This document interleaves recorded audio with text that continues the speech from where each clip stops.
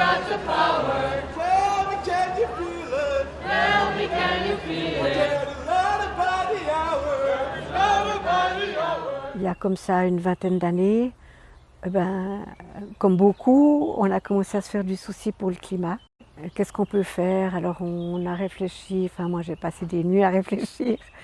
Tout à coup, j'ai réalisé que ce que je pouvais faire, c'était juste autour de moi. L'association Chailly 2030, elle est née il y a une dizaine d'années. On était quelques-uns. D'abord, on commence toujours un, deux. Il y en a 2 qui ont la même idée, 3 qui ont la même idée, 4 qui ont la même idée, et puis on y va. Les activités de l'association Chailly 2030, c'est principalement les potagers urbains. Dans le cadre de l'association, ce que j'apprécie vraiment beaucoup, c'est que c'est mes voisins, qu'on fait des choses ensemble et qu'on lutte, en tout cas, on travaille ensemble pour la transition écologique. Et c'est le même idéal et que ça donne une dimension que j'apprécie vraiment beaucoup. On s'est dit 2030, à l'époque c'était quand même un peu loin, mais pas trop loin quand même, donc c'est un but.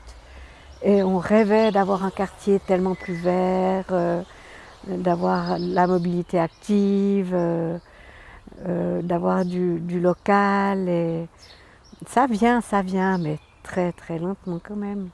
Alors pour Chailly, c'est vrai qu'on a fait un tout petit bout du chemin et les rêves, ils n'ont pas changé.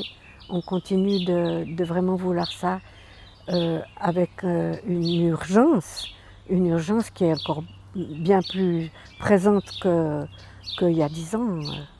Voilà, les rapports du GIEC qui sont là. Et je suis complètement étonnée que les gens s'y mettent pas plus. Ce que je remarque, c'est que tout le monde dit « Ah, c'est très bien ce que vous faites. Ah, c'est très bien ce que vous faites. » Puis on dit ah, « Est-ce que vous voulez venir ?»« Ah non, j'ai pas le temps. Ah non, j'ai pas le temps. » Ou c'est quand même un peu difficile. Alors je sais pas pourquoi on a le temps. Parce que franchement, le temps presse, mais d'une façon dramatique, je dirais. On a le sentiment qu'on aura de plus en plus de peine à se nourrir. C'est vraiment un réel souci et qu'on peut utiliser tous les espaces, beaucoup d'espaces, disons, pour cultiver toutes sortes de plantes différentes. Voilà, un jour, il faut vraiment qu'on se nourrisse localement. Quand on ne pourra plus faire venir les affaires des 4 coins du monde. Ce qui me motive, mais au plus haut point, c'est les nouvelles générations. Je pourrais juste pleurer. Je pourrais juste pleurer en pensant à ce qu'ils devront vivre, franchement. Nous, on a une vie magnifique. Moi, j'ai pu faire tout ce que je voulais. Enfin, je n'ai pas fait des choses extraordinaires dans ma vie. Et puis eux, ils auront faim, ils auront froid, ils auront chaud. Et c'est vrai que ça va arriver.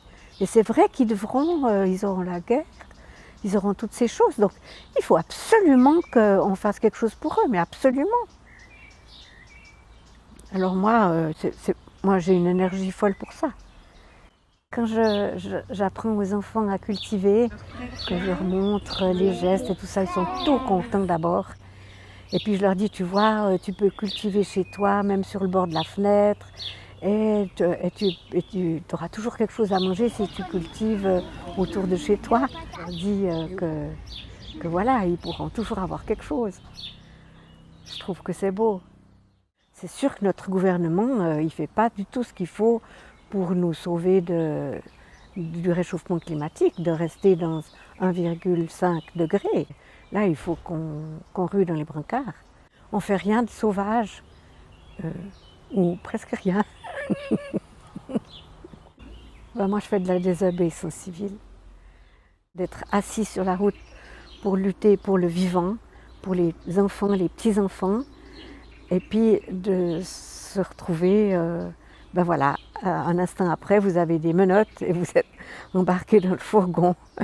Personnellement, j'étais extrêmement contente, je voulais faire ça pour leur parler à eux directement et leur dire comment c'était absolument urgent d'arrêter d'envoyer des gigatonnes de CO2 dans l'atmosphère et de changer notre style de vie. Donc j'étais très contente de pouvoir le faire. Et je trouve que dans les jardins, c'est du militantisme aussi. On s'occupe des plantes, de la biodiversité et des gens, on s'en occupe. Donc c'est extrêmement important aussi. Et puis ça fait la balance. Parce que quand vous êtes assis sur le goudron ou bien quand vous êtes dans une cellule, vous avez besoin d'autre chose à côté. Les jardins, ça fait du bien.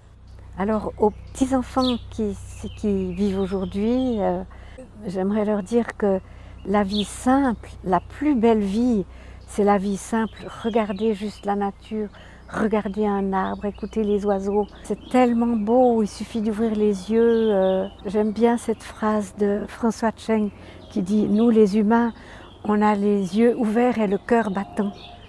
On a le cœur battant quand on est là au milieu de la création vivante, enfin de la nature vivante. On n'a pas besoin de plus. Les 3 principes de base de la permaculture, c'est prendre soin des humains, prendre soin de la terre et partager. Voilà, c'est ça. C'est vraiment ça l'important. Je leur dis aux petits-enfants, je leur dis ça.